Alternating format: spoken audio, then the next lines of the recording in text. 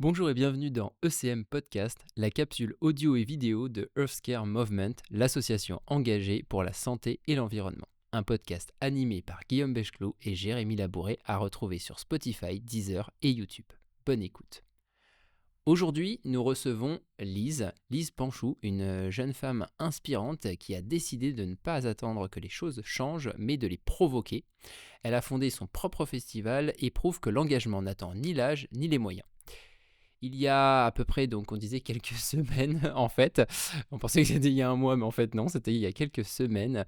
On a eu la chance de participer au festival Nature en Fête à Annecy pour du coup présenter à la fois notre association et puis échanger à travers des conférences. Et effectivement, il nous avait semblé qu'il y a eu pas mal d'affluence. Donc est-ce que tu es contente du festival ? Oui, je suis très contente du festival. Merci de me recevoir. Le festival a sensibilisé plus de 2500 personnes pour cette édition, dont un public principalement familier et aussi des personnes qui sont restées plusieurs heures. Donc c'est-à-dire qu'il y a une sensibilisation qui se fait sur très longtemps, sur plusieurs aspects et qui a duré. Donc on a eu vraiment de l'impact ce jour-là, grâce à plusieurs associations et entreprises qui sont venues. Et c'était un réel plaisir. On a eu des médias qui se sont aussi déplacés pour filmer ça, capturer ce moment. Et vraiment que du bon. C'était la deuxième édition du coup ou C'était la 3e édition. Ok. La première édition a eu lieu en 2023. C'était un projet scolaire à l'origine. Premier festival, 1000 personnes et 0 € de dépensés. Waouh. Donc c'est ce jour-là où on s'attendait à un peu moins de 200 personnes. Et en fait, en 1 heure, il y a déjà eu 250 personnes. On s'est dit, ok, il y a peut-être un truc à faire. Donc après ce projet scolaire, on s'est dit, on va créer une association. Je dis on, c'est moi avec d'autres bénévoles et des amis, où on est passionné par la nature. On a fait un BTS sur la protection de la nature. Et c'est à cette origine, c'est grâce à ça qu'on s'est dit, ok, on peut peut-être sensibiliser aussi nous, à notre échelle, malgré qu'on n'ait que 18 ans, qu'on n'ait pas de moyens, en fait ça fonctionne. Ok, incroyable.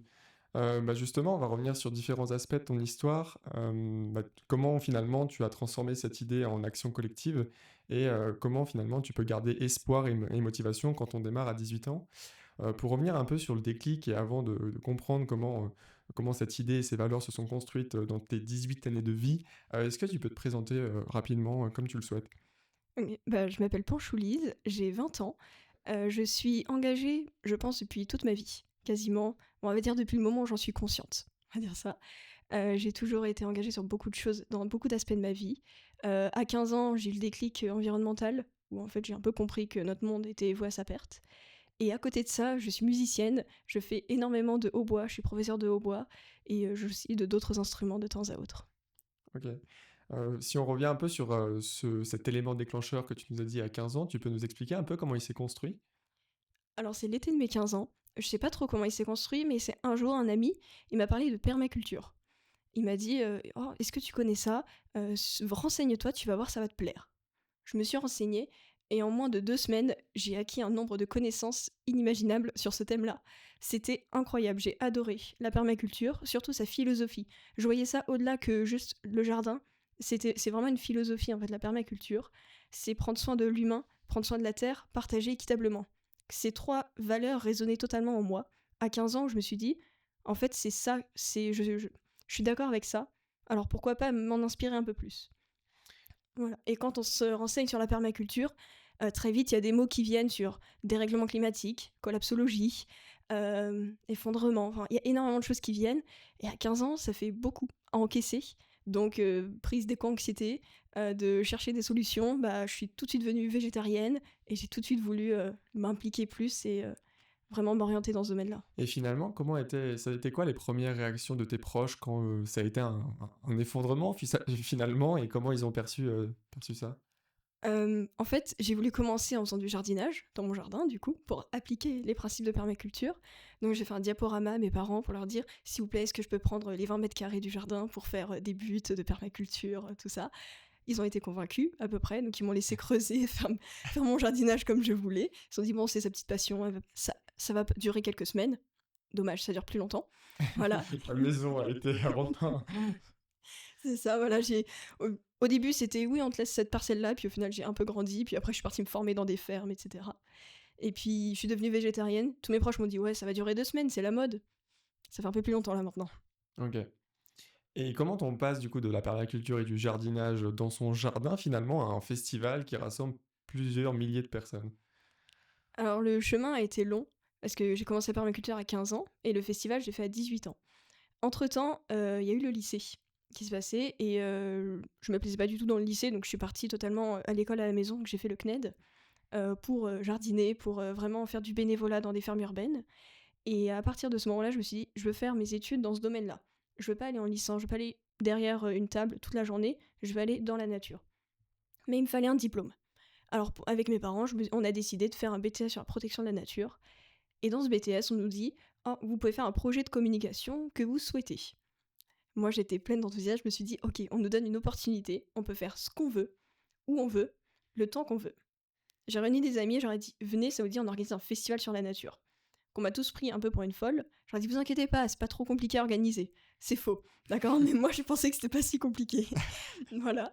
Donc, je les ai motivés, j'ai dit, vous inquiétez pas, c'est pas trop compliqué. Et notre professeur, au début, ne voulait pas qu'on organise ça. Donc, on a un peu menti sur l'intitulé du projet. On a dit, c'est la journée de la nature qu'on organise. Au final, il a compris au bout de 2 séances que c'était un festival qu'on était en train de faire, qu'on avait démarché des grosses salles et qu'on avait obtenu la salle Bonlieu gratuitement pour ce festival-là. Donc là, c'est là que tout a pris. C'est là que tout a émergé finalement d'une C'est certaine manière. ça. Et il y a un point qui m'a marqué, c'est que j'ai le sentiment que tu as quand même un fort pouvoir de persuasion, que ce soit au niveau de tes parents ou de tes amis. Est-ce que tes amis étaient finalement déjà engagés ou c'est toi qui leur as amené ces idées à travers le jardinage ou à travers tes lectures peut-être et la manière dont tu t'informais? Alors mes amis étaient quand même engagés, mais surtout pour protéger la nature, vu qu'on était tous dans le même BTS. Donc l'idée de faire des animations nature, vu qu'on est tous animateurs, ça venait de soi. Après, organiser un tel événement, j'étais quand même motivée et surtout, j'aurais dit, bon, vous inquiétez pas, je prends les choses en main, on fait une grande organisation, vraiment, on s'organise très bien pour que ça fonctionne. Donc c'est ce qu'on a fait. Mais ouais, il fallait les motiver. Et puis il y en a qui ont abandonné Oui. voilà, sur le trajet. Et tu peux nous expliquer un petit peu les étapes clés si tu avais déjà quelqu'un qui se dit bah tiens, mais comment moi je peux organiser quelque chose? C'est quoi un peu les étapes clés? Eh ben, les étapes clés, elles vont venir très bientôt. Parce qu'on est en train de créer un réseau d'événements de la nature. Donc, le réseau nature, en fait, l'objectif, c'est que ce soit plus moi qui organise des événements partout en France, mais que ce soit vous, n'importe qui disait, ok, moi aussi j'organise un événement, pas trop cher, qui sensibilise des milliers de personnes. C'est quoi la trame à faire? Comment je peux avoir des contacts? Et nature, en fait, nous, on est en train de développer ça, donner cette roadmap un peu à tout le monde, pour dire, en fait, vous aussi, vous pouvez sensibiliser à votre échelle, parce que l'objectif, c'est de sensibiliser un point de vue territorial, pas forcément au niveau national. Et donc les clés, c'est avoir une bonne équipe, être motivé. Et ça déjà, ça fait tout. On peut tout faire. Quand on est motivé, on peut réussir à beaucoup de choses. L'argent, ça vient après. Mais pour l'instant, il faut aussi se faire du réseau. Demander, aller voir, toquer les gens et dire, ok, moi je vais organiser ça, il y a cet exemple-là qui existe. Moi, c'est ce que j'ai fait. Je suis allée voir d'abord mes professeurs, et qui sont du coup professeurs sur la nature, l'agroécologie ou en animation nature. On a dit, oh, on organise cet événement pour notre projet scolaire. Est-ce que vous voulez bien tenir un stand sur 4 heures pour sensibiliser, en fait, faire un peu vos cours, mais de façon d'animation. Et nous, c'est ça. On a 2 professeurs qui sont venus, qui ont tenu un stand ce jour-là. Et j'aimerais bien revenir sur un truc que tu disais au tout début. Tu as dit forcément, je me rends compte qu'il se passe quelque chose vers 15 ans où tu te dis, il faut vraiment que je fasse quelque chose. Et forcément, tu as l'éco-anxiété qui arrive. Et tu vois, ça, c'est un sujet qu'on aborde beaucoup, nous, dans nos conférences. C'est ce principe, effectivement, d'anxiété face à l'avenir. Et donc, du coup, le côté qu'on retrouve plus souvent, c'est le côté de, bah, du coup, je préfère ne rien faire que de finalement faire quelque chose. Toi, je comprends bien que agir, ça a été, je pense, pour toi, l'arme secrète, l'arme ultime. Mais au fond, qu'est-ce qui te passionne dans tout ça? C'est transmettre. J'adore transmettre et depuis toute petite. Comme je dis, je me suis toujours engagée. En primaire, j'étais au conseil municipal des jeunes pour porter la voix de ma classe. Au collège, j'étais la rédactrice en chef du journal de mon collège. Donc c'était pour transmettre aussi cette passion d'écrire à tous les autres collégiens pour dire ah bah vous aussi vous pouvez écrire dans notre journal. Ouais, j'ai toujours voulu Le transmettre. hautbois aussi également? Le hautbois, oui, le hautbois, voilà, je donne des cours alors que j'ai toujours pas de diplôme de professeur, mais Oui, l'envie et la passion est là, quoi. c'est ça, la passion est là. J'adore transmettre et c'est ça vraiment qui m'anime. Mais au début, à 15 ans, c'était pas enfin, je voulais transmettre, mais j'avais pas encore les clés de comment transmettre et que j'étais plus dans la colère. La colère de pourquoi à seulement 15 ans? Moi, je sais pourquoi à seulement 15 ans je découvre ça? Pour moi, dans ma tête, je voulais avoir découvert ça beaucoup plus tôt. Mais je pense que j'avais juste pas fait le cheminement encore à ce moment-là. Et donc à 15 ans, je me dis, moi j'ai tout découvert, pourquoi les autres ils découvrent pas? Pourquoi mes parents ils sont pas autant engagés que moi? Pourquoi mes amis le sont pas? Au début, j'ai pas eu les bonnes clés. J'ai pas parlé de la meilleure manière à mes amis, j'en suis désolée. Voilà. Écoute. Mais j'ai quand même tenté de transmettre et l'éco-anxiété a quand même pris le dessus au bout d'un moment. Voilà, ça a fait vraiment des dégâts. Mais au bout d'un moment, je me suis dit, en fait, soit je reste dans cet état, soit j'agis. Parce qu'au final, je me plaignais du monde dans lequel on vivait. Et pour moi, je peux pas me permettre de me plaindre si je n'agis pas pour un monde meilleur. Voilà, pour moi, c'est juste ça. On peut pas se plaindre de la politique si on n'essaye pas nous aussi d'agir en politique. Voilà, pour moi, c'est un peu ça dans tous les aspects de la vie. Ok. Et quand tu étais éco-anxieuse, entre guillemets, tu avais cette anxiété face à l'avenir. C'est quoi les signes que tu as, les signes avant-coureurs, et c'est quoi qui t'a permis de t'en sortir? Est-ce que tu as eu des figures qui t'ont permis d'en sortir? Ou est-ce que c'est La vraiment... permaculture, ouais. Ouais. Moi, c'était vraiment les principes de permaculture où je lisais ces livres-là. Et au bout d'un moment, je me suis dit, en fait, je lis tous ces livres, c'est trop cool ce qui se passe, enfin, tout ce qu'ils racontent, mais je l'applique pas. Enfin, je l'applique dans mon jardin. Et je me suis rendu compte que, en fait, il y a trois principes prendre soin de la terre, prendre soin de l'humain. Et l'humain, en fait, je l'avais oublié. Je prenais plus de soin de moi. Donc, je me suis dit, en fait, faut déjà commencer par ça. Donc, commencer par prendre soin de moi. Donc, soigner cette éco-anxiété. Et après, je pouvais agir. Et en fait, en commençant à soigner cette éco-anxiété, je me suis rendu compte que la meilleure solution, c'était d'agir. Et en agissant, donc en allant faire du bénévolat, en étant même juste dans mon jardin, mais un peu plus d'une manière pour agir, avoir un impact positif, je me suis rendu compte que ça me rendait heureuse. Et que, en fait, cette éco-anxiété était plus vraiment anxiété, mais c'était plutôt de l'éco-action, je pourrais dire. Ouais, ça a été ta thérapie d'une certaine manière. Oui, oui, Mais on oui. te l'a conseillé ou tu t'en as pris conscience seul? Tu t'es dit à un moment, finalement, c'est peut-être l'unique option pour que j'avance, faut que je fasse quelque chose qui aille dans cette direction-là. Je pense qu'on m'a un peu accompagnée en me disant: «Mais si ça te passionne tant la nature, faudrait que tu fasses tes études dans ce domaine-là». Ok. Voilà, mais parce qu'au début, moi, je me suis dit: «Bah non, enfin des études agricoles, c'est pas pour moi, Oui, enfin je viens d'un t'avais lycée, l'image. privé catholique, voilà, c'est» quand je disais à tout le monde: «Je vais faire un BTS agricole», on me regardait: «Pourquoi tu fais ça?» Oui, oui, Voilà. ok.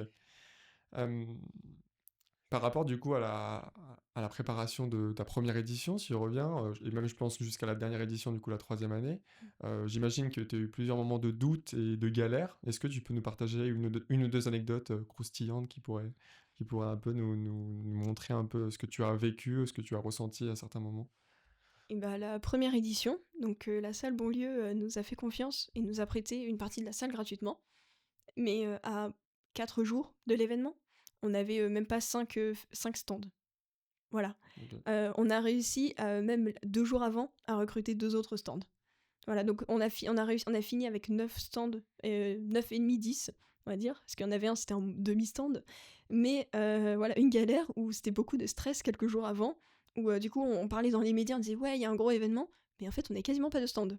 Donc Voilà. beaucoup de com, mais pas beaucoup Ouais, de c'est fond. ça. Ah, ça me rappelle quelque chose, Ça, ça. ça rappelle quelque chose aussi. Ouais. Mais c'est bien parce que en fait, c'est vraiment ce qu'on prône en permanence d'agir. Et souvent, on nous dit, mais vous n'avez pas peur que justement, enfin, vous n'avez pas peur du résultat. Et en fait, je pense que comme toi, c'est le chemin. C'est le chemin qui est marrant en fait. Ah, c'est C'est ça. c'est vraiment ça. Même si voilà, il y a des coups de galère et puis il y a des choses et en fait, on a l'impression de faire les choses à l'envers. Sauf que finalement, je pense qu'on apprend. Ah mais on apprend clairement et moi depuis que je me suis lancée dans l'entrepreneuriat, donc à temps plein dans Nature en Fait, mais j'ai tellement appris. Vraiment c'est incroyable tout ce que j'ai pu apprendre, tout ce que j'ai pu entreprendre et ce que j'ai mis en place, ce que je pensais pas imaginable il y a 1 an, 2 ans et encore moins la liste de 15 ans. Je me disais hier que si la liste de 15 ans voyait ce que je faisais aujourd'hui, mais elle serait vraiment fière et je pense que j'aurais jamais pu imaginer ce que je fais aujourd'hui. Mmh. Ouais. Et finalement, dans ces 3 années jusqu'à aujourd'hui, où tu viens de terminer la troisième édition, les rencontres marquantes qui t'ont inspiré et qui te poussent à continuer et à créer toujours de nouveaux contenus, parce que là, tu nous parles d'un nouveau projet d'une certaine manière. Ça a été quoi tes figures et tes grands moments marquants, ces 3 dernières années, par exemple? Ces 3 dernières années, je penserais il y a 2 ans. Il y a 2 ans, un jour, un matin, vraiment il était 5 heures du matin, j'étais en pleine insomnie et il y a eu une publicité sur Instagram pour participer au parlement des jeunes et j'ai candidaté et en fait, un mois plus tard, j'ai découvert que j'ai été prise à ce parlement des jeunes. J'ai été choisie parmi, donc je fais partie des 150 jeunes en France à faire partie de ce parlement où, notre objectif a été de faire, une rédaction de l'état de la jeunesse en France, de la proposer à des ministres et au même moment, j'étais en train de créer Nature en Fait. Nature en Fait, je l'ai créé en août et en décembre, on présentait ce projet à des ministres au CESE, donc à Paris. Et ça a été vraiment très marquant.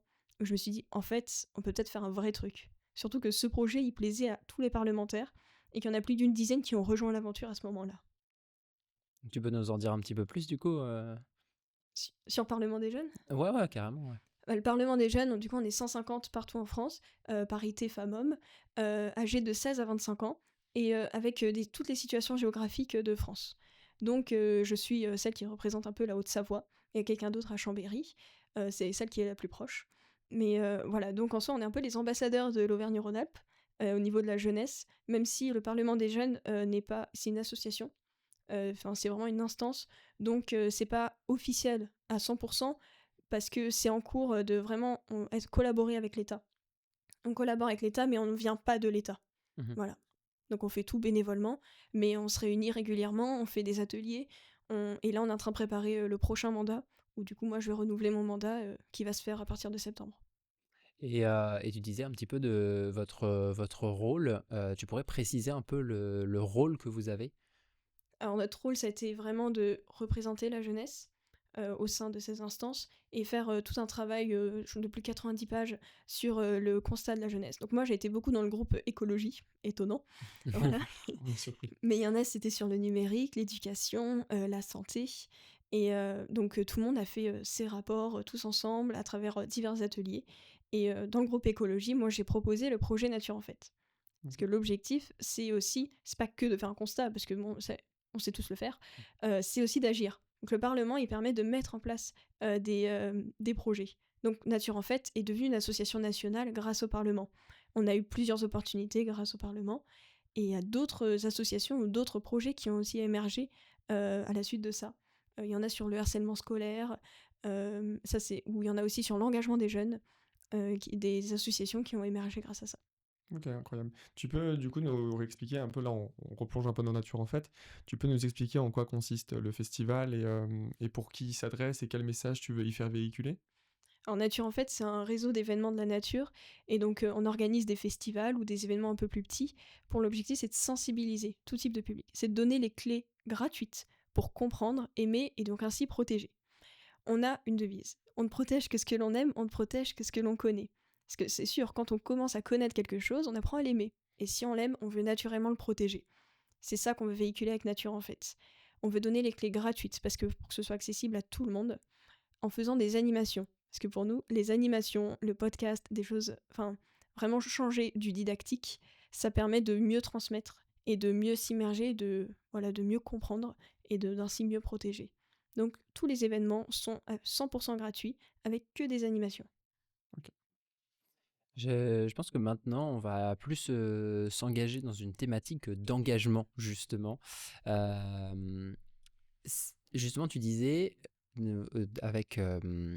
en fait, vous êtes parti sur...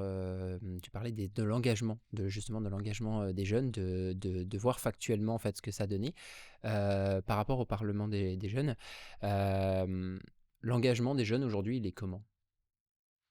L'engagement, j'ai envie de dire, il est 50-50.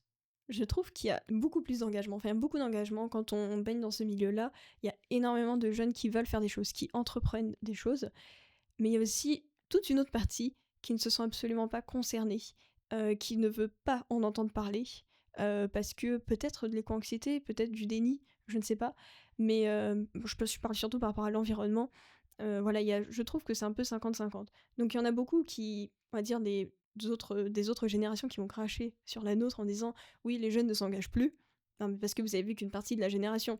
Et il y en a qui disent oh, c'est trop bien, votre génération elle s'engage énormément. Oui, mais vous avez vécu une partie de la génération. Si on prend la globalité, pour moi, on est un peu sur un 50-50. Et du coup, ça contrebalance bien, même si l'objectif c'est qu'on le fasse tous ensemble, et surtout qu'il n'y ait pas que nous qui le fassions. parce que c'est pas que aux jeunes de tout Oui. changer, c'est à tout le monde, c'est un combat intergénérationnel, donc Oui, la pression, on a le sentiment encore plus, il y a certains discours où on a le sentiment que la pression est remise sur la faute des jeunes, l'avenir est entre vos mains, ce genre de choses et c'est hyper, une pression qui est parfois pesante et qui provoque finalement de l'anxiété. c'est ça. Et puis aussi au niveau de l'engagement, des fois, par exemple, je suis engagée à l'espace citoyen d'Annecy. Bah, on n'est que deux jeunes, dont deux bénévoles de Nature en Fait, on est dedans. Et du coup, ils font leurs réunions en fonction de nos emplois du temps pour qu'on soit vraiment là.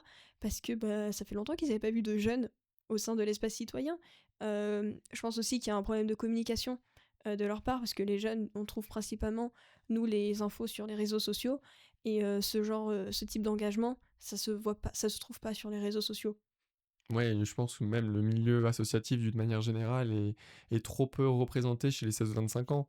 Il y a trop peu de solutions et trop peu d'associations attrayantes peut-être qui sont exposées auprès de ces jeunes. Moi, je me souviens d'une expérience, on était au Forum des associations il y a 2 ans avant de partir en Laponie et la majorité de notre public, c'était des septuagénaires ou des gens qui étaient plus âgés et qui finalement, notre discours et notre public cible à cette époque-là, c'était quand même de parler aux jeunes et on avait du mal à les rencontrer. D'où le fait que maintenant on aille se déplacer dans les écoles, mais c'était quand même important pour nous. Est-ce que tu vois des leviers d'action quand même, des manières, vous, par exemple au Parlement des jeunes, vous essayez de mettre des choses en place ou une manière de communiquer avec eux pour justement élever ce pourcentage d'action et d'engagement?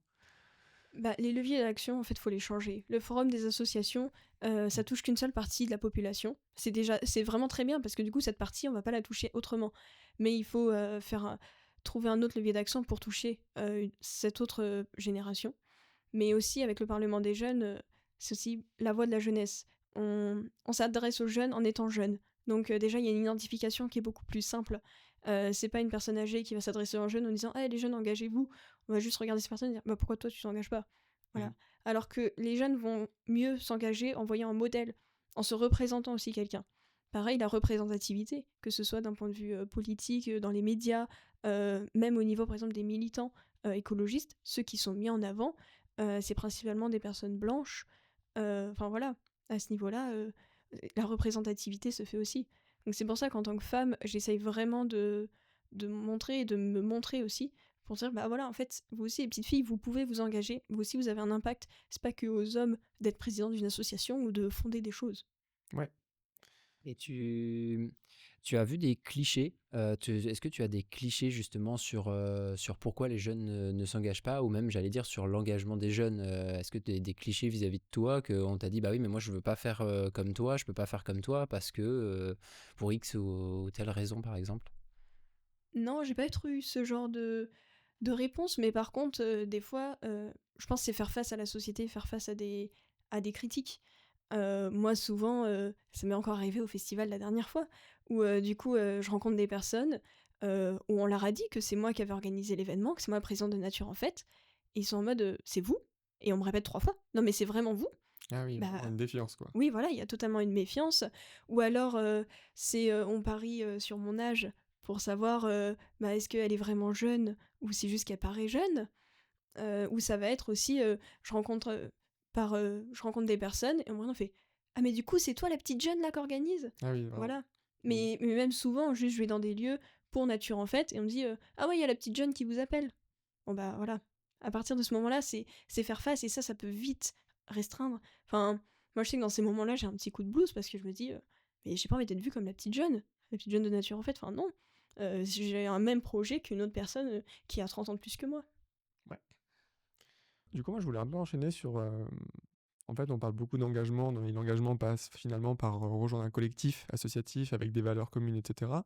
Mais je pense aussi à des personnes qui ne sont pas, qui sont pas à même ou qui sont pas en capacité d'être, entourées de personnes ou qui sont plus individualistes. Finalement, qu'est-ce qu'on peut faire aujourd'hui à son échelle et avoir un impact important, tu vois? Toi, qu'est-ce que tu en penses de ça? Comment avoir un impact? Bah, ça dépend aussi où est-ce qu'on veut agir. Si par exemple on est musicien, je pense que ça va être difficile d'agir sur la santé d'un point de vue impact positif. Il faut agir aussi en fonction de ses passions. Faut pas aller n'importe où ailleurs. Faut regarder là où on est et avoir de l'impact à ce niveau-là. Même, je parle juste d'engagement en général, pas forcément au point de vue de l'environnement. Si on est dans la santé, et ben comme vous le faites, et ben vous engagez, mais en restant infirmier et en faisant vos objectifs à côté d'infirmier, mais vous vous engagez.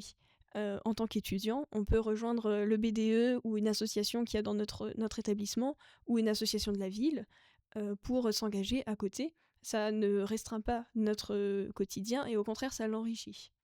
Voilà, c'est vraiment l'engagement, ça se fait sur divers axes pour tout le monde. Et il y a forcément une association, un collectif qui existe pour toi. Et si c'est pas le bon, et bah autant le créer.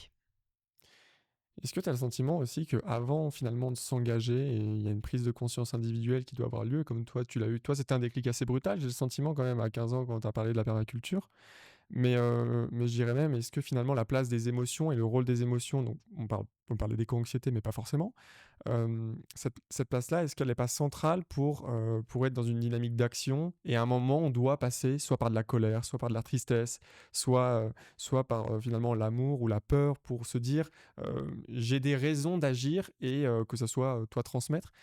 Qu'est-ce que tu penses de ce rôle-là, du rôle de ces émotions pour finalement être un très bon vecteur d'engagement? Mais c'est un excellent vecteur, les émotions. Et c'est grâce à ça qu'on s'engage. Parce que vraiment, si j'avais pas d'émotions, bah, je m'engagerais pas. Enfin, ça sert à quoi sinon? La planète, elle brûle, bon, bah tant pis quoi.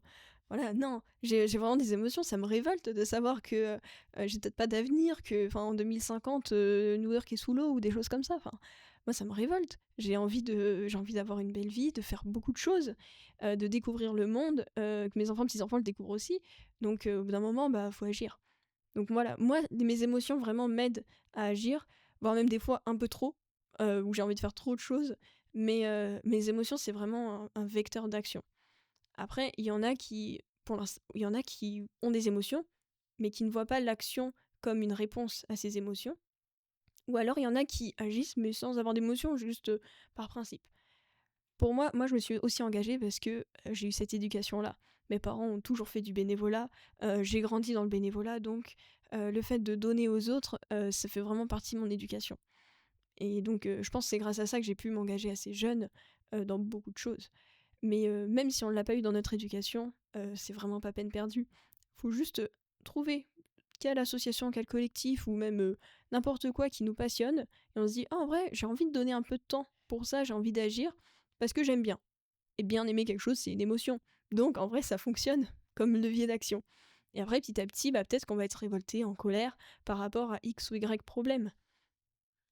Et finalement, en toi, qu'est-ce que ça a changé d'être actrice de la transition écologique là, à ce jour? Comment tu te sens? Je suis vraiment très heureuse. Parce que vraiment, ça me procure du bonheur. Je sens que j'ai de l'impact et que je peux en avoir encore plus. Et moi, ça fait tout le bonheur du monde. De savoir qu'en fait, j'ai un petit impact dans ce monde. Je suis pas juste, on va dire, un grain de sable dans le désert, mais je suis peut-être un petit caillou. Et du coup, ça me fait plaisir de me dire, bah, en fait, je peux influencer beaucoup plus de grains de sable autour de moi que si je restais juste ce petit grain. Et comment est-ce que tu fais quand tu sais que tu vas trop loin, que tu es limite à la limite du burn-out? Parce que combien de personnes sont engagées, et là je parle vraiment pour tous ceux qui sont engagés, et je sais qu'il y en a qui m'écoutent.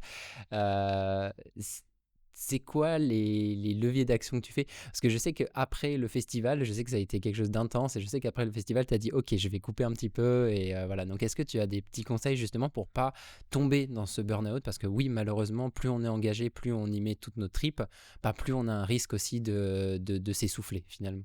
Oui, on parle aussi de burn-out militant. Ça existe beaucoup là dans le domaine de l'environnement. Énormément de personnes sont confrontées à ça, surtout les jeunes, où quand on commence à être révolté, ben, on se dit ok, je vais agir, et on agit trop, et au bout d'un moment on s'effondre parce qu'en fait on garde quand même notre quotidien à côté, et c'est pas ce qu'il faut. Il y a plusieurs leviers d'action. Soit si c'est au sein d'une association, donc s'il y a des personnes qui nous écoutent d'association, il faut une personne qui soit un peu référente de pas avoir trop de rôle dans l'association, mais juste gérer un peu tout le social. Gérer, voir si les bénévoles ne se donnent pas trop dans l'association, les freiner, les écouter, les guider si jamais on sent qu'il y a un burn-out militant qui va arriver. Donc ça, c'est un levier d'action par rapport à l'association. Après, c'est aussi savoir s'écouter. Voilà, moi j'ai malheureusement connu un burn-out dans ma vie, et du coup je connais les signes, je sais jusqu'où ça peut me mener, et du coup je sais vraiment faire très attention. En tout cas j'essaye, et avant ce festival-là, j'avais senti déjà une semaine et demie, 2 semaines avant, où en fait je commençais déjà à tirer trop sur la corde. Sauf que les 2 dernières semaines, c'est les plus intenses. Donc j'ai fait un maximum pour m'entourer. Donc j'ai demandé à tout mon entourage vraiment de m'aider un maximum sur cette dernière semaine de festival, parce que sinon j'allais m'écrouler la veille du festival et là ça va être très compliqué. Donc c'est s'entourer et déléguer. J'aimerais revenir sur quelque chose, mais je trouve que ça me parle énormément. Et je pense que c'est absolument en lien avec la question précédente. Finalement, c'est quoi la place du hautbois dans ta vie aujourd'hui et la place de l'art, qui, à mon sens, peut être un très bon vecteur pour prendre du recul, s'échapper et amener un peu de poésie dans ton quotidien? Et l'art, c'est ma manière de pas tomber en burn-out et aussi de pas trop travailler sur nature en fait. Je travaille l'équivalent d'un bon temps plein, on va dire, dans nature en fait. Et le hautbois me permet en fait tous les soirs d'être au conservatoire et du coup de ne pas travailler sur nature en fait. Ou quand j'ai des concerts, des commémorations, je sais pas quoi. Là, ça me permet vraiment d'être focus sur ma musique. Et également, vu que je travaille beaucoup mon instrument, j'ai ces pauses au milieu de ma journée. Quand je sens que je travaille trop, je m'arrête et là, je joue de la musique. Et vraiment, ça m'apaise. Et ça permet de repartir à zéro après, un peu plus en forme, même si j'ai travaillé mon instrument. Bah, je crois qu'on est un peu pareil, sauf que c'est dans une autre dynamique, mais ça nous fait du Ouais, non, je pense que nous, c'est pareil, oui, on a le sport, mais en fait, c'est vrai que c'est l'art et le sport. Mais je pense que l'art, par rapport à. Est-ce que tu as un avis? Je dis ça parce que il y a pas longtemps, Camille Etienne, elle a fait au musée d'Orsay, je crois, hein, c'est ça. Oui, oui. Et elle a lié un peu l'art à l'écologie. Et, Mhm. et là, actuellement, on va avoir Hugo Nani aussi, un glaciologue avec qui on discute pas mal et qui lui fait de la musique avec le bruit des glaciers. Et ça peut être très lié. Est-ce que tu y as pensé à peut-être lier un peu les deux, au-delà que ce soit un échappatoire? Oui, j'y ai pensé. On me l'a même dit souvent, on m'a dit: «Mais tu fais tant de musique, vraiment, lie les 2 ensemble» et je vais le faire, vraiment. Pour l'instant, juste dans chaque événement, j'essaye de ramener un peu d'art. Donc là, notre dernier, festival, il y avait un photographe, Yannick Mégard, qui est venu exposer. À tous les événements, il y a eu au moins un photographe ou un peintre ou une illustratrice qui sont venus. C'est l'objectif, rapporter un peu d'art et montrer qu'avec l'art, on peut aussi, faire des animations nature. Mais l'objectif, ça va être plus tard. Je ne sais pas encore comment, je vais pas trop en dire, mais il y a plein de projets en tête de vraiment allier l'art, l'engagement et la nature ensemble, parce qu'on peut faire de tellement de belles choses. Puis je pense que c'est aussi une très belle manière de rassembler des personnes autour d'une émotion. Oui, Quand on voit que l'écologie divise, finalement, l'art est aussi un très bon levier pour rassembler autour d'un spectacle. Et on peut faire de l'art partout, dans tous les différents quartiers. On n'est pas obligé d'aller dans un théâtre ultra luxueux. Et on peut mettre des choses en place pour parler à un plus grand nombre. Et quand on parle d'écologie, on sait ô combien c'est important. Euh, oui, et puis aussi, ça peut être un levier d'action, l'art. L'art, si vraiment on est passionné, ou même en tant que sportif, voilà, le sport, c'est l'essence de notre vie, ça peut devenir un levier d'action. Si on va, par exemple, dans une association, les climato-sportifs, et là, on va avec d'autres sportifs qui, eux, sont engagés, et ça peut réveiller cet engagement en nous par rapport à la cause environnementale ou même d'autres causes. Moi, je voulais te poser une question. Comment est-ce que tu te vois dans 10 ans? C'est une très bonne question. Je pense que j'ai mille et une façons, je me vois dans 10 ans. Dans 10 ans, Nature en fait ça aura vraiment grandi et je pense que j'aurais fait d'autres projets aussi, pour lier l'art et la nature également. Ça, c'est à moyen terme, mais mon objectif, c'est que Nature en fait ça devienne vraiment un réseau d'événements de la nature, que n'importe qui puisse, organiser son événement Nature en fait et qui ait un label Nature en fait. Ça, c'est par rapport à Nature en fait et moi, je me vois dans 10 ans, c'est, tout aussi engagé. J'espère ne pas baisser en motivation, j'espère qu'on va pas me mettre trop de bâtons dans les roues et juste, continuer d'avancer, d'avoir de l'impact et d'essayer de faire au mieux. Et comment tu vois le monde justement? Comment tu te projettes face à l'avenir de notre monde? Est-ce que tu es plutôt inquiète ou au contraire plutôt optimiste? Je pense que ça dépend vraiment de chaque minute. Chaque minute, je peux changer. Il y en a une, je vais être c'est vraiment, ça va être trop compliqué, je suis pas motivée ou je perds d'espoir et au contraire, à des moments, je garde de l'espoir et cette phrase que je me répète souvent, c'est: «L'espoir fait vivre» et c'est ça qui me motive aussi dans Nature en fait ou le hautbois. C'est, OK, je garde espoir parce que je pense que ça si je garde espoir, je continue à vivre et c'est ça qui va permettre de m'aider à continuer à m'engager. Donc j'essaye de garder espoir comme quoi un monde meilleur peut être possible, mais au moins je préfère me dire que j'ai pas rien fait. Au moins j'ai essayé d'entraîner d'autres personnes avec moi, et puis si ça fonctionne pas, c'est que j'ai pas eu assez d'impact, ou c'est surtout que ça n'a pas encore été assez collectif, que des décisions beaucoup plus fortes ont été prises et auxquelles je n'ai aucun pouvoir à ce moment-là. Mais je pense qu'en réalité, on a tous un pouvoir. On a n'importe où, même d'un point de vue territorial, juste au sein de notre quartier, voire même au sein de notre maison. Si juste on est encore jeune à ce moment-là, on vit encore avec ses parents, on peut instaurer la règle, ok, est-ce que ça vous dit que 3 fois par semaine, on fasse une journée végétarienne? Et voilà, on peut avoir de l'impact même au sein de sa propre maison. Faut juste s'engager et se dire, ok, où est-ce que je vais avoir de l'impact? Comment je vais avoir de l'impact? Et pourquoi? Est-ce que tu as mesuré ce type d'impact là? Tu prends l'exemple dans ta maison, je sais pas si tu l'as fait, hein, mais est-ce que c'est quelque chose que tu as mesuré dans ta vie et tu as vu finalement une certaine forme de progression? Et à un moment, tu t'es dit, je regarde dans le rétro et je me dis, «Mais en fait, j'ai déjà fait des choses» et tu t'es valorisée avant d'arriver là où tu es aujourd'hui, en fondatrice, d'un festival, quoi? Oui, oui, oui. Et puis, quand on s'engage, en fait, on engage aussi tous nos proches autour de nous, même si eux s'engagent pas. C'est-à-dire, en devenant végétarienne, toute ma famille, à chaque fois, dès que soit j'étais invitée, ou même les repas avec mes parents, du coup, ça leur a fait se poser la question, où est-ce qu'il y a de la viande, où est-ce qu'il y a du poisson? Du coup, ils ont réalisé un peu plus où est-ce qu'il y avait de la viande et du poisson, et que certains plats, je pouvais juste pas les manger. Ou à des repas de famille, on avait oublié que j'étais végétarienne, et que j'arrive, et du coup, je vois que je ne peux rien manger. Là, en fait, on me regarde, on fait «Ah mince, en fait, il y a de la viande partout?» Et je dis «Bah oui», et là, la personne s'en rend compte un peu.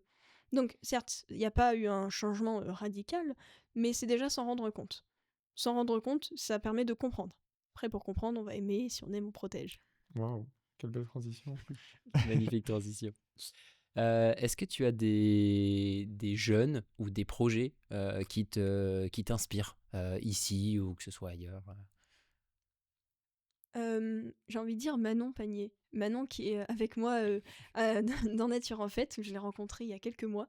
Et Manon est une personne très engagée dans tous les collectifs, toutes les associations d'Annecy. Elle a déménagé en septembre à Annecy. Elle connaît énormément de personnes et tout le monde la connaît. Et c'est méga inspirant parce que je me dis, en fait, elle est encore en études et elle arrive à s'engager dans énormément de lieux. Elle m'a emmenée dans beaucoup d'endroits de réunions, d'associations. Et grâce à elle, j'ai eu plein de nouveaux contacts. Donc c'est méga inspirant de se dire, en fait, il y a des personnes comme ça qui permettent de faire du lien entre les gens. Et Manon est cette personne-là. Ok, on prend note. De ouf. Et si tu devais donner un conseil à un jeune ou une jeune qui a des idées ou des valeurs, mais qu'elle n'ose pas encore se lancer, ça serait quoi pour toi le premier levier ou la première chose à mettre en place? J'en ai plusieurs. En vrai, ça serait déjà d'en parler. Parce qu'en réalité, en parler, ça permet déjà de concrétiser dans sa tête le projet. En parler, ça permet aussi de mettre en place l'intelligence collective et de faire progresser et d'évoluer ce projet. Donc ça aide énormément. Vraiment, en parler, ça permet du coup d'actionner un levier, de se dire, en fait, si j'en ai parlé, maintenant, il faut que je fasse des preuves pour montrer que ça se fait. Et également, il y a énormément d'accompagnants, d'accompagnateurs, d'incubateurs, d'accélérateurs qui existent, c'est des entreprises, associations, qui permettent d'accompagner les jeunes, des plus jeunes. Il y en a à partir de 8 ans qui accompagnent des enfants à partir de 8 ans qui ont des projets, jusqu'à toute notre vie, où si on a une idée de projet, on s'inscrit auprès d'eux et ils nous accompagnent gratuitement pour mener à bien. Moi, je suis inscrite dans plusieurs incubateurs avec Nature en Fête, où ça se relaie un peu tout au long de l'année, et du coup, ils m'accompagnent. J'ai des mentors qui m'accompagnent chaque jour, où je leur pose des questions par rapport à l'évolution de Nature en Fait. J'ai rencontré tout un réseau d'entrepreneurs à impact et pas forcément à impact, qui du coup m'aident aussi à évoluer dans mon projet, et ça aide. Donc c'est savoir bien s'entourer, parler et puis rester motivé. Et est-ce que tu as une phrase? Alors je pense que tu as eu quelques phrases qui sont assez impactantes, mais est-ce que tu aurais une phrase vraiment que tu aimerais laisser à nos auditeurs? Alors c'est une phrase de Marguerite Magaret, je crois, qui dit il faut bien que je m'en souvienne, mais c'est ne croyez pas qu'un groupe de jeunes sans influence ou ne peut rien faire, mais en fait c'est comme ça que tout se passe ainsi. Faut que je la retrouve, mais c'est vraiment en fait un groupe de jeunes. C'est pas, même s'ils n'ont pas vraiment de pouvoir, enfin ne pensez pas qu'ils n'ont pas de pouvoir, parce qu'en fait tout changement ça se passe comme ça. C'est avec un petit groupe de jeunes insignifiants que ça commence comme ça. Je pense que je vais vous la redonner pour que vous la mettiez en description. Ouais. Ok, pas de problème. Non, mais c'est C'est pas mal, intéressant. effectivement. Bah, merci en tout cas, Lise, pour cet entretien. Est-ce que tu peux nous dire où on peut te suivre, où on peut te retrouver, que ce soit à travers le festival ou à travers tes différents projets que tu veux mener? Mais en fait, partout, sur un peu tous les réseaux sociaux. On n'a pas encore TikTok, mais sinon Instagram, LinkedIn ou Facebook, même notre site internet Nature en Fait, ou alors Lise Panchou. Vous avez accès à tout ce qu'on est en train de faire en ce moment et on livre pas mal de détails en story. Ok, super. Bah, en tout cas, merci à toi, Lise. Merci à toi, Guillaume, Bah, pour cet merci beaucoup. épisode. J'espère que ça vous aura plu. Encore une fois, vous étiez sur ECM Podcast et vous pouvez nous retrouver sur Spotify, Deezer et YouTube. Et pour terminer, j'aimerais apporter un peu de poésie avec ce petit morceau de hautbois. Peut-être que ça sera Lise ou quelqu'un d'autre, mais je trouve ça intéressant de terminer en poésie. À bientôt. À bientôt. À bientôt. Au revoir. Merci.